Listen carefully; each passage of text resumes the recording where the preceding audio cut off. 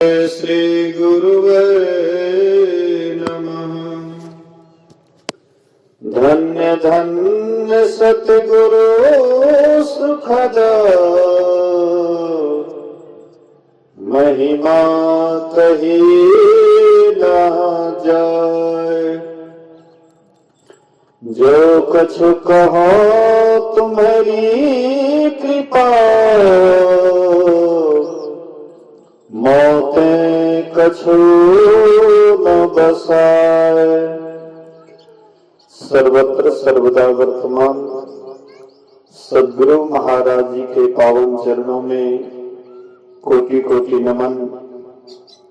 उपस्थित गुरुजन, धर्म प्रेमी सत्संगी बंधुओं, पूजनीय माताओं तथा भक्तिमती बहनों, एक दिवसीय संतमत सत्संग का आयोजन परम श्रद्धेय भगेंद्र भाई साहब के निवास स्थान पर हो रहा है। कोई भी कार्य होता है उसके पीछे कारण होता है। यहाँ जो सत्संग हो रहा है इसके पीछे भी कारण है।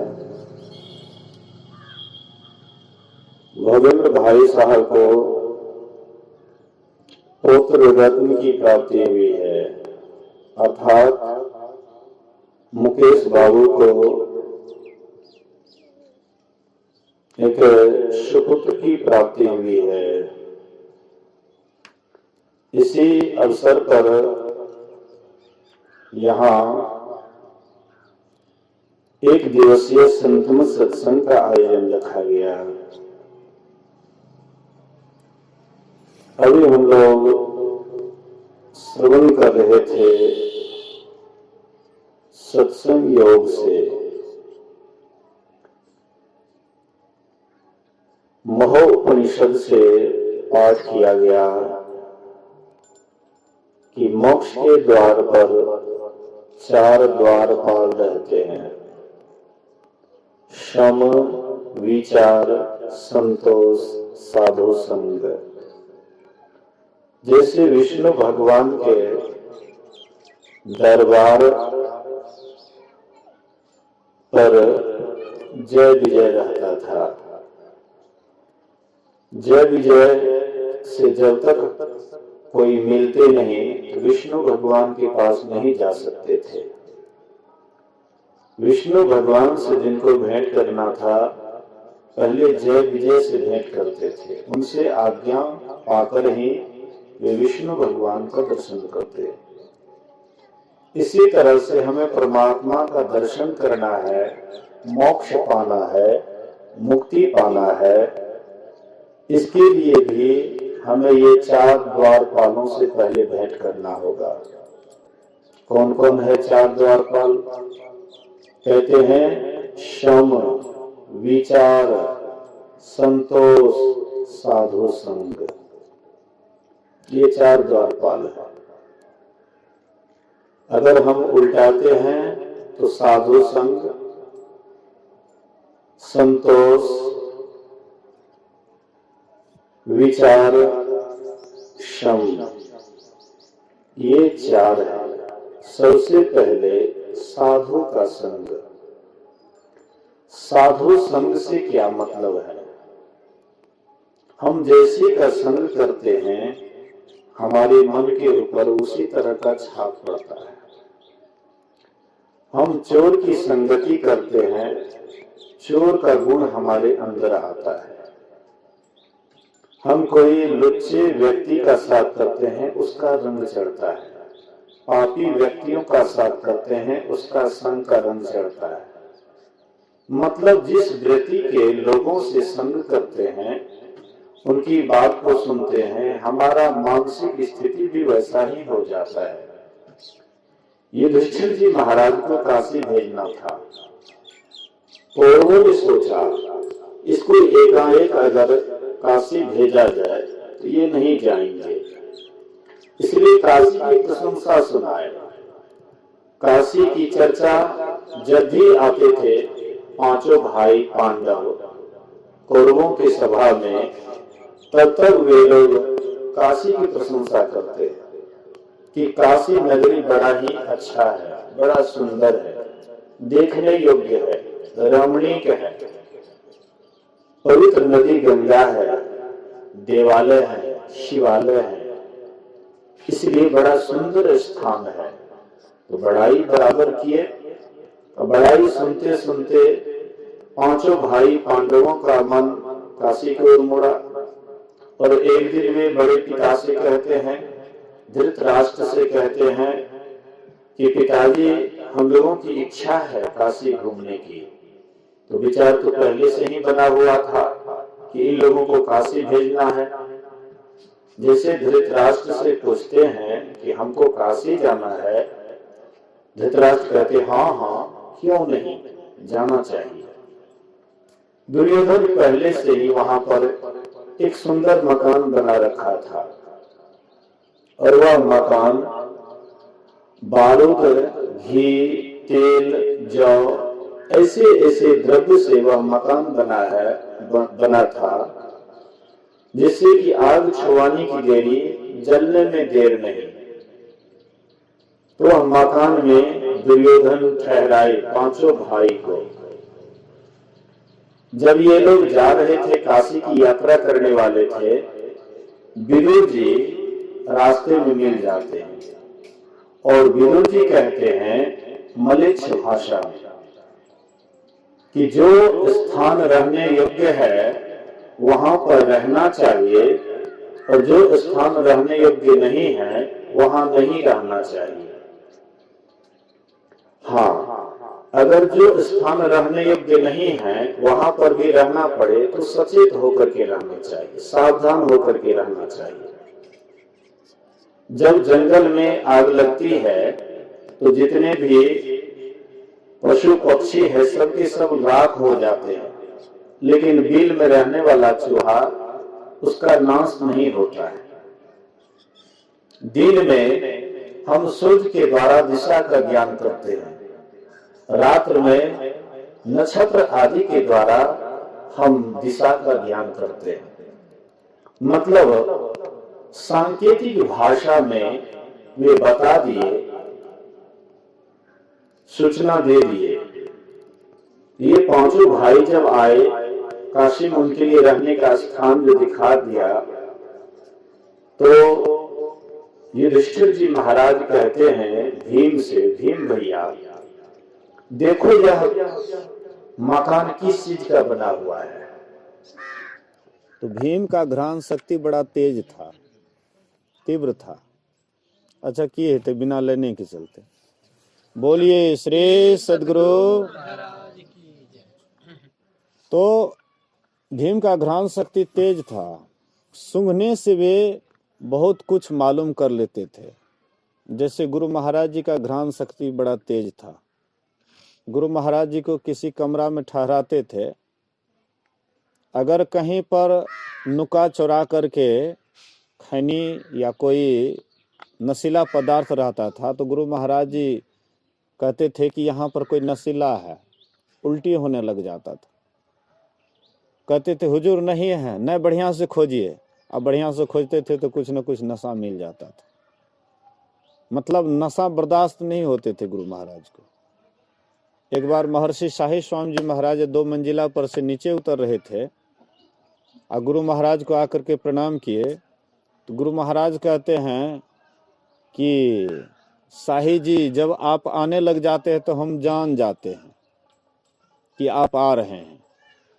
तो शाही स्वामी जी महाराज कहते हैं कि हुजूर के लिए कौन बड़ी बात है, हुजूर तो अंतर्यामी हैं, वे तो सब कुछ जानने वाले हैं, तो हुजूर के लिए कौन बड़ी बात है कि हम आने लगे या हुजूर जान गए। बोले कि नहीं नहीं ये बात नहीं है, आप लौंग इलायची सौंफ सुपारी वगैरह खाते हैं, उसका सुगंध मेरे पास आ जाता है। आप जो लौंग इलायची सौंफ सुपारी खाते हैं उसका सुगंध मेरे पास आ जाता है। मतलब गुरु महाराज का घ्राण शक्ति बहुत तेज था। इसी तरह से भीम का भी घ्राण शक्ति बड़ा तेज था। भीम भी सूंघ करके देखते हैं, कहते भैया ये तो बारूद, तिल, जौ, घी आदि ऐसे द्रव्य से यह मकान निर्मित हुआ है कि केवल आग लगाने की देरी है और जलने में देर नहीं लगेगा। तब भीम युधिष्ठिर जी महाराज कहते अच्छा हम लोगों को सावधान रहना चाहिए, ये रहने योग्य स्थान नहीं है, पता नहीं कब इसमें आग लगा दी जाएगी, इसका कोई ठिकाना नहीं है, इसलिए रात को भी जग करके रहना चाहिए। तो दिन में ये लोग क्या करते थे, शिकार के बहाने गेट होकर के निकलते थे और जंगल पहाड़ आदि का मतलब दिशा का ज्ञान करते थे कि अगर संजोग से घर में आग लगेगी तो यहाँ से निकलेंगे तो किस रास्ते से निकलेंगे, किधर निकलेंगे। तो वे लोग जो है यह रास्ता खोजते थे, जंगल जाते थे शिकार के बहाने। इसी तरह से कुछ दिन तक रहे। जब वह समय आया जिस रात में आग लगाते, उस रात में ये चारों भाई पांचों भाई जग रहे थे। मालूम हो गया कि आज इसी रात को इस मकान में आग लगाया जाएगा। तो भीम से कहते कहीं पर खोखला जगह भी है। तो जांच पड़ताल करने के बाद बोले कि हाँ एक जगह खाली है। तो वहां से पत्थर हटा करके देखा गया तो वहां सुरंग था। तो उसी रात में ये चारों भाई, उसकी माँ कुंती, ये सब के सब निकल जाते उस रास्ते से और भीम से कहते हैं कि तुम आग लगा दो। भीम आग लगा देते हैं, मकान जलने लगा। उसमें भील था जो मकान बनाए थे और दुर्योधन उसके लिए शराब, मांस आदि खूब सुंदर व्यवस्था किए हुए थे। वे लोग शराब पी करके, मांस खा करके मतवाला थे और आग लगा देते हैं तो सब के सब उसी में जल करके राख हो जाता है। ये पांचों भाई, उसकी माँ कुंती वहां से निकल जाती है। इस तरह से उसका प्राण बचा। संत महापुरुष कहते हैं कि ये तो एक कहानी है, एक रूपक है, लेकिन हम आप भी जहां रह रहे हैं वह रहने लायक स्थान है या नहीं है, इस पर हम लोग विचार करें। हम लोग इस शरीर में हैं, यही शरीर में ये 5 पांडव, 5 ज्ञानेंद्रियां, यही 5 पांडव हैं। और कहते हैं कि ये शरीर रहने लायक है या नहीं है। अगर रहने लायक है तो रहो और नहीं रहने लायक है तो इससे निकलने का कोशिश करो। तो ये शरीर रहने लायक है, एक दिन यह शरीर को भी जला देंगे। जैसे उस मकान में आग लगा दिए, मकान जल करके स्वाहा हो गया, वैसे एक दिन यह शरीर को भी जला देंगे। लेकिन इसके पहले अगर हम वह सुरंग का पता लगा लिए, जो पांचों भाई पांडव सुरंग का पता लगा लिए थे और उसमें जब चले गए तो वे लोग जलने से बच गए। इसी तरह से हम आपके अंदर में भी सुरंग है और वही है दशम द्वार, वही है सुखमना। और वहां पर हम जा करके अपने ख्याल को लगा करके जब हम ध्यान करते हैं, वहां पर रुक करके, तब वह सुरंग का पता लगता है। अगर जीते जी सुरंग का पता लगा लेते हैं तब तो हम जलने से बच जाते हैं। अगर जीते जी पता नहीं लगाते उस सुरंग का तो हम भी उसी में जल करके राख हो जाते हैं। जैसे वह पांचों जो आदिवासी थे, जो मकान बनाए थे, तो वह जल करके उसी में राख हो गया। उसी तरह से हम लोग भी राख हो जाएंगे। शरीर से जहां से जिनको लगा होता है, वह जब स्थान छूटता है तो उसको बड़ा दर्द होता है। जैसे हमको इस घर से, मकान से लगाव है, एक दिन कोई हमको इस घर से जबरदस्ती निकालेंगे, उस समय में हम खुश नहीं रहेंगे, दुखी रहेंगे। हम हाय हाय करेंगे कि तुम मेरी मकान से क्यों निकालते हो। इसी तरह से ये शरीर में भी रहते रहते इस घर से भी, इस शरीर रूपी मकान से भी इतना हम अभ्यस्त हो जाते, इसको अपना बना लेते हैं। जब अंतिम यमराज यमदूत जब इससे निकालते हैं, उस समय में कहते हैं हाय ये तो मेरा मकान है, लेकिन वे एक भी नहीं सुनते। मुंगली मारत प्राण निकासक विकल हो शरीर, अकरोरे मनवादिन की तदबीर। वह दिन जब आएगा अंतिम समय, तब इस शरीर में से प्राण निकालेंगे, यमदूत मार मार करके निकालेंगे, और उस समय कितना हो आप चिल्लाएंगे, माई बाप को पुकारेंगे, कोई भी मदद करने के लिए तैयार नहीं रहेगा। केवल एक ही उपाय है, एक ही रास्ता है कि जीते जी वह स्थान को देख लीजिए। अगर पहले ही वह रास्ता देखा चला गया तो शरीर छोड़ते समय में हम उस रास्ते से निकल जाएंगे, तब यमराज मेरा कुछ नहीं बिगाड़ पाएगा। यमराज हाथ मलते रहेंगे, ये किस रास्ते से निकल गए। इसलिए गोरखनाथ जी महाराज कहते हैं, जाता जोगी किन्हु न पावा। योगी लोग जब शरीर छोड़ते हैं तो वे भी जान नहीं पाते हैं कि किस रास्ते से चले गए। वह रास्ता लंबा है, वह मार्ग चौड़ा है। जिस रास्ते पर, जिस मार्ग पर बहुत आदमी जाते हैं, वह रास्ता महीन है, वह रास्ता सांकड़ा है, जिस पर कोई बिरला ही जाता है। ईसा मसीह कहते हैं, ईसा मसीह कहते हैं कि वह रास्ता लंबा है, वह रास्ता मोटा है, जिस पर बहुत आदमी जाते हैं। जैसे आप हम देख रहे हैं रोड पर, जो भी पढ़े लिखे हैं, अनपढ़ हैं, सबके लिए रोड बना हुआ है, सब उस रास्ते पर जाते हैं, लेकिन उस रास्ते का कभी अंत नहीं होता है। एक दिन उस रास्ते से चलते चलते यम के ही खाई में गिरते हैं। लेकिन एक रास्ता वह महीन रास्ता है, वह सूक्ष्म रास्ता है, वह झीना रास्ता है, उस रास्ते से कोई बिरला ही जाता है। और जो उस रास्ते का पता लगा लेते हैं, असल में वही दुख से छूट पाते हैं। लोग दुख से छूटने के लिए बहुत उपाय करते हैं। लोग सोचते हैं हमारे पास में धन की कमी है इसलिए हम दुखी हैं, धन की कमी है इसलिए आप दुखी हैं। ऐसा कभी भी नहीं सोचिएगा। जिनके पास में अपार धन है वे सुखी हैं, ये भी कहने योग्य बात नहीं, ये भी मानने योग्य बात नहीं है। जिनके पास अपार धन है वे भी दुखी हैं, धन है वे भी दुखी हैं।